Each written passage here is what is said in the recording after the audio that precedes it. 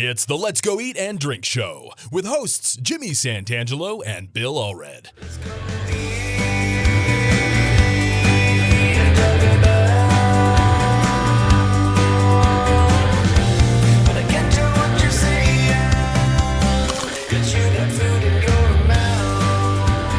I'm your announcer, Zach Caton, and we're coming to you live on tape from the beautifully appointed Media Center at Visit Salt Lake. Wouldn't you like to record in a studio like this? Maybe you can. Visit www.visitsaltlake.com. Our guests today are from the Pygmalion Theater Company, director Morag Shepherd and actor Ariana Farber. They're involved in the latest Pygmalion production, Last Lists of My Mad Mother. And now here are your hosts, Jimmy and Bill. You know, I've forgotten how to do this really, so I don't know. I want to. It's been 2 weeks. By the way, to our growing audience. Which camera am I on, Dawson? You're in this one. That one right here. Okay. I want to thank our growing audience. You get a hold of us at the Let's Go Eat Show at gmail.com. The email has come pouring in. An email has loaded your inbox. And we're up to. You'll be happy to hear this. We're up to 25 listeners. Okay. 25 viewers and listeners of this podcast. Very nice. It's great. Very nice. Now we do have a sponsor. Yes. Which the only way we could get this sponsor is that we have 25. They said 25. Okay. At least 25. It's Beehive Cheese, which is sitting here in front of us. In a league of its own, I'm reading this copy they provide. Very nice. In a league of its own, Utah's Beehive Cheese elevates humble cheddar to artisanal greatness with spirited flavors that spark conversation. We hope that's true here today with our lovely and charming guests, which we'll meet in a moment. Producing award-winning cheeses that bring friends and family together, Beehive Cheese earned first place at the 2022 American Cheese Society competition and were named makers of the Best American Cheese in the World Cheese Awards 2021, earning the Slow Food Snail of Approval late 2022. Beehive Cheese is also one of the only 7 American cheesemakers to be B Corp certified. Huh? B Corp certified. That's CD. And if you know what that is, let us know. Because I don't. All right. And now let me introduce our guests. Our special guest today, they are both here representing primarily Pygmalion Theater Company. We have with us Morag Shepherd here, and we have with us also Ariana Farber. In this case, Ms. Shepherd is director of a play we're going to talk about, and Ariana is one of the actors in that play. Yep.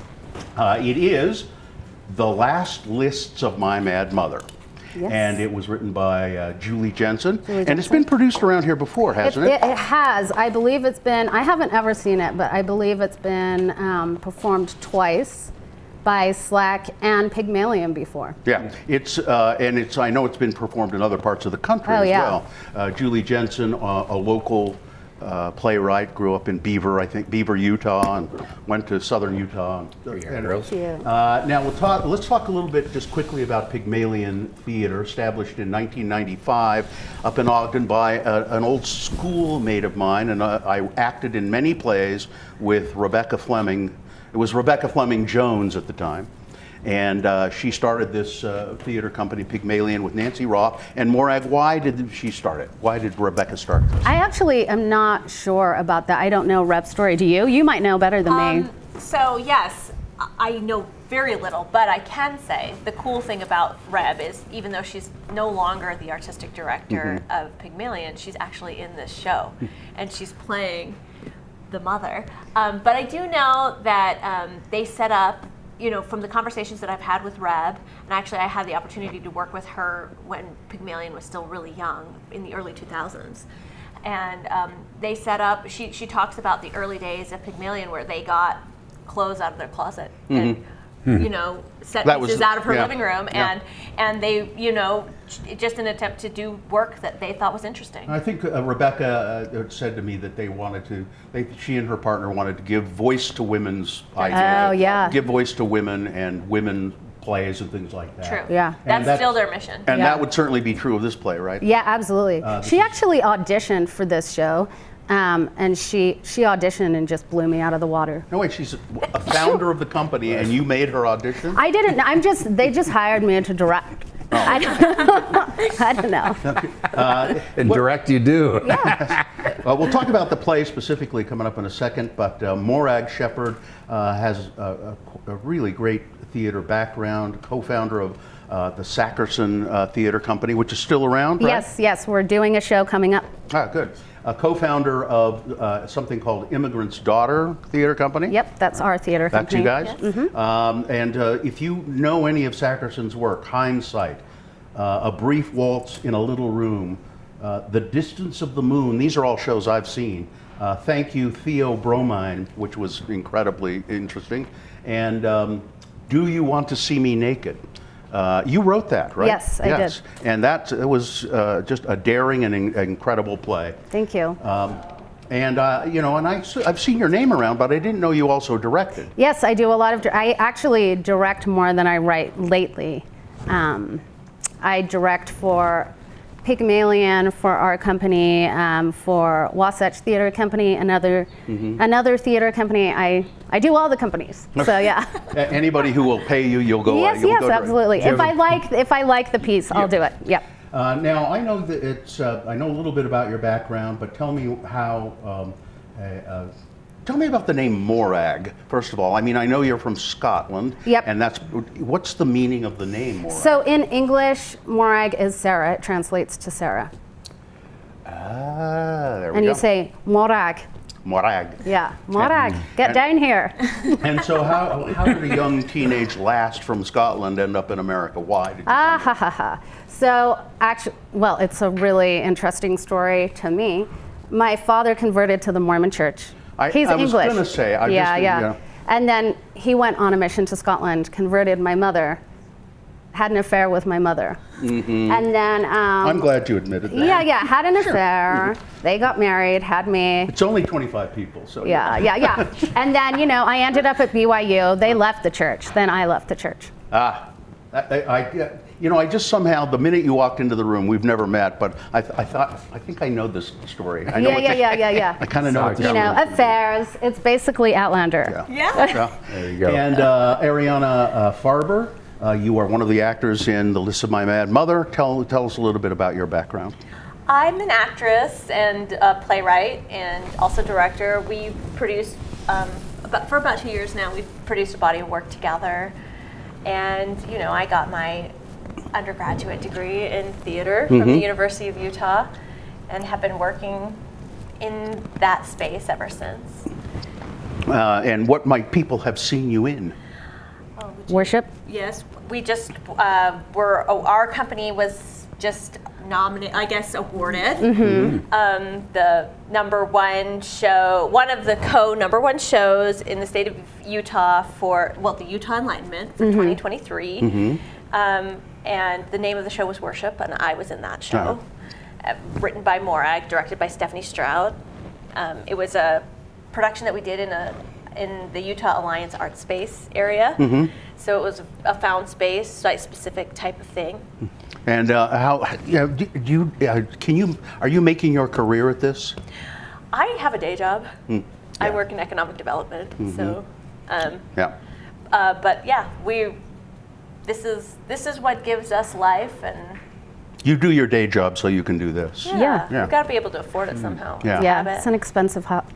I mean, that's why, we were talking before we started the show, I didn't stay in acting. I went to New York and tried to do that whole thing and acted in regional theater companies. But once your job is finished, once that acting job is finished and they hand you your last check and they say, well, shit, I'm out of a job again. I got to go find another one. And it's just not steady as a general rule unless you really, I have friends who I went to school with who have made a career being working actors, and that's terrific, but it's really hard to do. Let's talk a little bit about, we'll talk about food coming up. Sure. Let's talk about the play itself, The List of My Mad Mother. You want to tell us a little bit about it? So the play itself deals with Alzheimer's disease, and specifically the complications that go along with the caretaking of somebody with Alzheimer's disease. and the main character is the caretaker.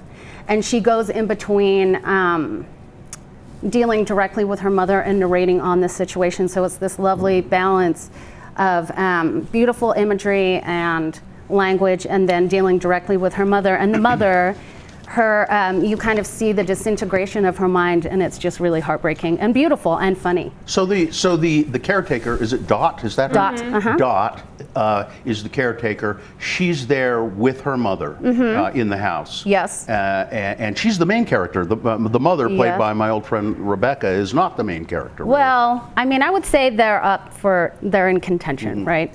Right, but it's from the point of view of Dot. Of Yeah, Dot. yeah. And you play Sis, the sister, who can just kibitz from afar. You don't have to be there, right? Right. How- I think everybody relates to that character, in their life. I've talked to a lot of folks. Oh, and they're yeah. like, oh, there's one in every family. Calls you up, tells Tells you what to do. While what you're the doing it, Yeah, while the while other you're doing person's it. doing like, it, why yeah. are you doing this? You need to do this. You should do this. And it's like, you're not even And she there. lands the comedy too. It gives you some relief from the tension and the pressure. She just comes on and says these like really pretentious things and really relatable. I hate to put you on the spot. Do you have a pretentious line that you say that you just the pull off weight the one. top of your head? The weight, like Oh, yeah. go for walks. Like go on your little walks. Yeah. So she's complaining that while she's taking care of her mother, that she's been gaining weight. She's like, go for more walks. She's like, go for more go walks. for more walks. Go for 3 or 4 That'll walks fix a it. day. Yeah, That'll yeah, fix it. exactly. There we go, fixed. Yeah, Solved. so go for 3 or 4 short walks a day. Don't eat like they do. It's bad for you. You're funny, but I think you're just kind of not a good person in a lot of ways. Right? I mean, the character does care in the long run about what's going on, right? Oh, I think absolutely. And I think there's that element of, guilt that's associated with. I'm not there. I'm not there. I'm not really sharing in this the way I should be. Yeah. So, Yeah. The thing that's really cool about this piece is that it was it's set in she wrote it in the 90s. And I think that the concern with Alzheimer's is still prevalent, and we don't have any idea how better to treat it than we did when it was Yeah, written. no, And that's- so that's it's still true. it's a very current, and most people have someone in their family dealing with this, and so it's relatable for sure.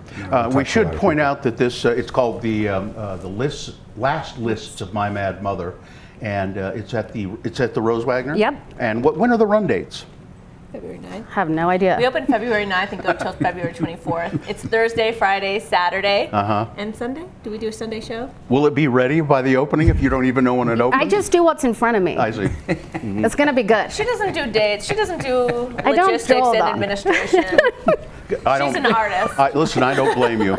I just go on the radio and everybody does stuff around Yeah, me. yeah. I just talk. That's Yeah, all I do. I'm just Don't doing. worry, the tickets are available. You can purchase them. How on do you the website. get tickets for this show? You can go on the website for Pygmalion Theater Company, and you can get tickets through Artix. Good job. Is it a full length play or is it a one act? It is. I would say it's in between. They are marketing it as a full-length play, but it runs about 65. So no intermission. No intermission. No, Yeah, it's yeah. fluid. Intermissions are out of style. Out of style. No one wants to see Nobody that. wants to see that. Only 3 characters, correct? Yes. 3 characters.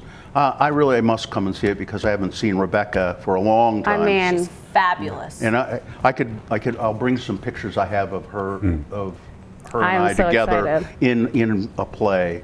I know we were in at least 2 plays together. And shout out to Tam Howell, who also plays Dot, and is she's fabulous. Yeah. so funny. I mean, I'm surrounded by all stars, so I'm really blessed. Simple settings, I would assume. Yeah, just- absolutely. Yeah. Yeah. At first, I was reading about it a little bit, and I was wondering because you call in whether we actually ever see you. Yeah. That there was just a voice, on a that could be considered. It was just a voice calling in. Yeah. But that would be. No, but she's we there. do see you. We see you. Yeah. And she's done some really, really brilliant things with the direction where she's integrated me in ways that you wouldn't anticipate. Yeah. So Cool. kind of leveraging the space and doing a lot of really creative artistic choices with All the right. direction. It's the last list of My Mad Mother, and I'm excited to see it. Now let's talk a little bit about food, shall we, Jimmy? We have beehive cheese, they're sea salt. And beehive cheese, I don't know if you're familiar with it, local producer, and they have a mother's cheese where all their cheeses are rind and they're all a rubbed cheese. So if you heard Barely Buzzed, that's a cheese where they'll encase the rind with fine coffee ground, almost like a Turkish Oh, wow. coffee ground. It's really so good. that absorbs So it in over infuses time, the flavor. infuses. And what's neat is when you go into the core of the cheese versus the rind, going to taste drastically different. So it's fun to be able to taste them side by side and different. This is the Sea Hive, which is sea salt and honey, both local, that they'll encase, gauze, wrap, and age anywhere from about 6 to 9 months, if I recall correctly. Oh, interesting. But what's neat about it is beehive cheese right here in Utah started the whole kind of concept of mass manufacturing in the product line of these packed rubbed cheeses. Some producers might do 1 or 2 offs of it. That was their core technique. And now it's a little sub-industry today where other dairy farmers, cheese makers do the same thing. You know, we asked you guys on a little bit of a pre-show questionnaire about food preferences and what you like, and you were very specific about a bunch of things that you liked, Ariana. It was I want to ask you, how do you? Let's see, how did I write this? You don't have to. Oh, oysters and champagne. You really like oysters and champagne. Yes, I do. But brie and ballots. Brie. I like brie. Brie cheese, and explain to I've been very interested in ballots ever since I heard about them and saw something on TV about eating them. Tell people, is it? Am I saying it right? Yes. A balut? It's a Filipino food. It's awful. I spent some time in the Philippines. Love the Philippines, by the way. It's my second favorite country in the whole wide world. And yeah, when I went, I said, I'll try anything except that fertilized duck egg. I'm not going to try that. And then by the end of the trip, I gave in. And I was like, when in the Philippines, So do what the Filipinos it looks do. to me like there's just a barely formed duck in there. Yeah, there is. And it depends on how long. You can buy it at different stages of fertilization. And then it's like there's I need a drink with this guy. It's cooked, and so it's like broth. Yes, it's like a little cup of soup. Yeah. So depending on how You make it sound so quaint, and it's not. It's a little cup Have of you soup. had a balut before? Yes. I could barely make it through. Really? so it's a little cup of soup, and depending on how fertilized you want the chick to be, mine was fairly fertilized. There was feathers, and you don't have to eat. You don't have to eat the chick either. A lot of the native people would just drink the soup. Oh. Yeah. That's what I would. I would just do. drink the soup. Yeah. But sometimes you get some feathers. And Should get a little bit of that. a little bit, Yeah. but then some folks are hardcore. They eat the whole chick. Why waste? I was always worried about fertilized chicks when I was young, but that's a different. A whole different subject. Sorry, that's a whole different Bring story. out the champagne and caviar. And Morag Shepard, the director of the last Lists of My Mad Mother, you said something. You said, whenever I go out to dinner, I'm usually disappointed. I just really resent spending so much money on the food. Is that what it is? I think it is. I go out to eat. It's not that great, and I'm down $100, and I get very resentful. Well, I mean, I understand, because a lot of times you go to a place and you spend a fair amount of money and you go, why did they put so fucking much salt on this? Yeah, or not enough, or Yeah. it's kind of flat. That's how I feel about it. I don't know. Kind of some generic place. Yeah. Like, I think if you're gonna go out, do the whole thing. I know. Go I'm big pretty- or go home. Go big, yeah, you Literally, like to. make food at home, because you can make some fabulous That's dishes. how I I feel. usually eat at home. Yeah, absolutely. There was a guy in the news this week, by the way. I hope this isn't one of the things you're about to bring up. He said, I'm going to see how cheaply I can eat for 1 week. And he said, I know what I'll do. I'm going to eat And he said, I'd never had these before. I'm going to go to Costco, and I'm going to eat nothing but the Costco hot dog special. $1.50. Yeah, $1.50. You get a big hot dog yeah. and a drink. And a drink. And he did that for a week. Ate every meal, and he said it was $50 to eat for a week, and I never got tired of them. They were very good, and I lost 4 pounds. Because he wasn't snacking, maybe. Yeah. I guess. Because he wasn't snacking. Yeah. Don't tell my husband this story. He'll do it. He'll do it. What? Those burps must have been rough. When you add something, Dawson, kind of class it up a little bit. Oh, well, I wanted to talk. Fertilized chicks is not. Mama Fuko, though, you enjoyed in Yeah, New yeah, York. yeah. Mm-hmm. And you can receive, if you do an online order, of their dry pack varying flavored ramens, and those are really good. Wide noodle, the straight, So good. and it's all very. If you do it per direction, it's really quite good. Yeah, if I'm going to eat out, it's going to be no. It'll be things that I can't make myself. So it'll be like that kind of stuff, ramen and Indian and Thai. But if I can make it myself better, I'm not paying. Didn't David Chang close down Momofuku? You did. Yeah, in New York. Is there one in Vegas now? Yeah, that was a while ago. I think there is, but anyway. So Jimmy Santangelo, Yes. the king of the Mr. Wine Bill Academy Allred. of Utah, wineacademyofutah.com. Shall we have a little bit of news? Yes. And, I didn't mention this. What do you think of the Spritz Girls? That nice bitterness, right? You know what it tastes like? A little bit? Iron brew. Oh, look at that. So you have Spritz. This is kind of like a Aperol Spritz. So, the carbonated water, kind of the sweeter cousin to a Campari. They might have used Cappelletti in this, I'm not certain, but it's nice. Got a little bubbly bubble. Anyways.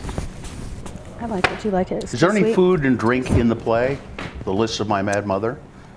They mention soup, but Yeah. it's They not. don't. You don't eat anything. I mean, they mention honey bunches of oats. She only wanna eats plug three it. things. But no eating on stage or no drinking on stage. No, not really. No, 'cause that's really hard to do. We've done it before. Yeah, well, I would like you have to be a master of all kinds of things in the theater. But Yeah. We've But done it it's before, but difficult. not in this one. Okay. I mean, we drink wine for a minute. Yeah, We're having a little wine. that's true. I forgot about that. when we're talking. Okay. All right. Is it actually It wine? counts. No. It could be. It's not wine. We can't do that. No. We have to remember our lines. Doesn't it irritate the hell out of you as an actor and or a director, though, when you watch television and you see people with like Starbucks Go Cups, and there's obviously nothing in that goddamn cup, the way they're wielding it around, Oh, yeah. Or when there's grocery bags being carried in. Yeah. And there's obviously not really much in the grocery bag. They didn't go to acting school and learn how to Uta Hagen. Uta Hagen that. I always insisted. Embody that. No, I always insisted there has to be liquid in this, or I'm not going to do it. Yeah. Has to Okay. be. Yeah. It Anyway. creates the realism of it. Yeah. Absolutely. Uta Hagen, is that a term for? It's She's like- a famous acting teacher. Yeah. So it would be act as though there is liquid in the cup when there isn't. So like, what would that entail? What are the How would you textures? hold How it? would Yeah. How would you hold it? What would that? How would Look, that now you're change getting your an acting physicality? class Yeah, here. exactly. Did you know? You know who? You probably have seen Uta Hagen, because if you've ever seen the original Werewolf, I believe it's Uta Hagen, who is the old gypsy woman who says, "Even a man who is pure at heart and says his prayers by night can become a wolf when the wolfbane blooms and the moon is full and bright." I think that's Uta Hagen. Oh. Thank you. Pretty Thank you very good. much. Thank you. Splash of news. I think that was your. That's my audition. If you, Your ever want to, if you ever want to put me in one of your plays. We got it. Okay. Well done. Well done. I actually have a. You just cast me. There you Did go. you? You just got cast. Ariana was like, actually. That's fantastic. All right, splash of news. Britain switching to smaller, high-quality alcoholic drinks. So some news from your homeland here. In a recent article from The Guardian, there's been an increase in preference for the desire to be healthier, and that's fueling the trend for 100 milliliter taster bottles. That's a little over 3 ounces. So the shift comes from a desire to be healthier, experts say, with drinking among UK teenagers and young people falling. I almost read that as failing. Well, it's the same thing. Yeah. These kids these days not drinking. Come on, you kids. Guy gonna kick it up. For example, Tesco, local retailer, sold 25% more low and non-alcoholic beer in June of 2023 than in the previous dry January. So even when people were intending to have a dry January, the following June even drank less low alcohol. So crazy. I'm glad to hear it, though. Yeah, you know. Yeah. Fine and wine spirit producers are taking note of the rise of the younger generation not drinking as much as previous generations and adjusting packaging sizes across all markets. Matt Day, the owner of Degustation, his name's Matt Day, Degustation, an independent wine shop and bar in East London, said, quote, drinking a whole bottle just doesn't fit with the healthier lifestyles of many people these days. Yet until now, very few decent wines have been available in smaller formats. So what he has done to meet the demand, his shop has started offering handcrafted fine wines in 100 milliliter taster tubes. Like a chemical tubes. Yeah. These samples can be taken away in tubes with prices ranging as low as £5 starting at for your fine wine products. So, Bill, what do you think about tasting wine from a test tube? I'm fine with that. I'll drink 35 wine. of them.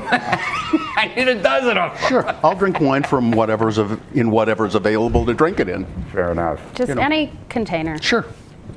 Here's something that you've touched on, Bill, with X96. Paris Ratatouille restaurant loses 1.3 million worth of wine. Actually, the story I was referring to is coming up in next segment. Pardon that.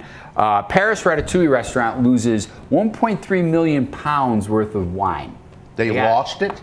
Lost it. You mean it just It was over there on the shelf. Now it's gone. Check this out. The BBC has reported that, quote, wine has vanished from Le Tour d'Argent, one of Paris's most famous restaurants and the inspiration for the film Ratatouille. Romani Conti, one of the most expensive wines in the world, is among the bottles taken from the 442-year-old restaurant. This is what happened. The wine could have gone missing any time since January of 2020. A complaint was filed to French police, but no evidence of a burglary has been found. The loss was discovered during a routine inventory of the over 300,000 bottles at the, quote, largest cellar in Paris, many say.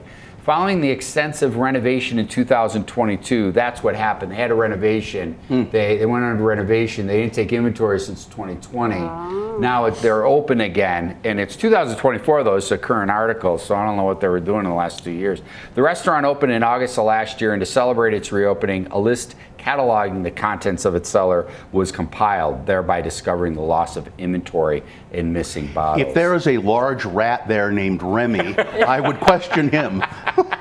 First suspect. I would lock him up. Just saying. Interrogate They him. like it. They like the wine. That's On right. a final note, this is fun. On a final note, the wine list itself weighs around 8 kilos or a little more than 17 pounds and is to be wheeled out to diners on a trolley. And that's your splash of news. Jimmy Santangelo. The play is called The Last Lists of My Mad Mother, which signifies to me that this woman, having going through Alzheimer's, is a list maker. Yeah. I think that, yes, and she likes vocabulary and lists off the correct ways to say things. Yeah, I'll be there. It sounds awesome. It opens February 9th, and it's at the Rose Wagner Theater. If you want to get ticket information, you can go to pygmalionproductions.org. I'm sure the Rose Wagner probably has some information on their website. And Arctics. Yeah, and Arctics. Yes. Just go to Arctics. The Last List of My Mad Mother, directed by Morag Shepard, and also ably assisted as an actor, Ariana Farber. I want to thank both of you for being with us. It's been a pleasure to meet you. Thank you. And, Cheers to you all. Cheers. Cheers. I can't reach that. Thank you. Cheers. I get up at 3 in the morning. I have long days. All right, so that's about it. If you want to yell at us or ask us questions, the Let's Go Eat Show at gmail.com. Thank you to Dawson Dow over there for producing the show. Thank you. You're welcome. Thank you. Thank you for watching and listening. And thank you to Beehive Cheese for giving us a hunk of cheese. A hunk of love. Yeah. That's it. See you next time. Thanks for joining us for another episode of the Let's Go Eat and Drink Show with Bill Allred and Jimmy Santangelo. You can contact Jimmy at www.thewineacademyofutah.com. As for Bill Allred, it might be best to just leave him alone. Trust me. Comments, questions, or angry complaints to the management should be directed to the Let's Go Eat Show at gmail.com. The Let's Go Eat and Drink Show is produced by Dawson Dow. Our theme music was composed and recorded by Doug Wild. Recording facilities as needed are furnished by the Visit Salt Lake Media Center at www.visitsaltlake.com. The show is a Double Plus production. I'm Zach Caton. I was going to try to end this with a clever Pygmalion quote, but I'm actually afraid of theaters.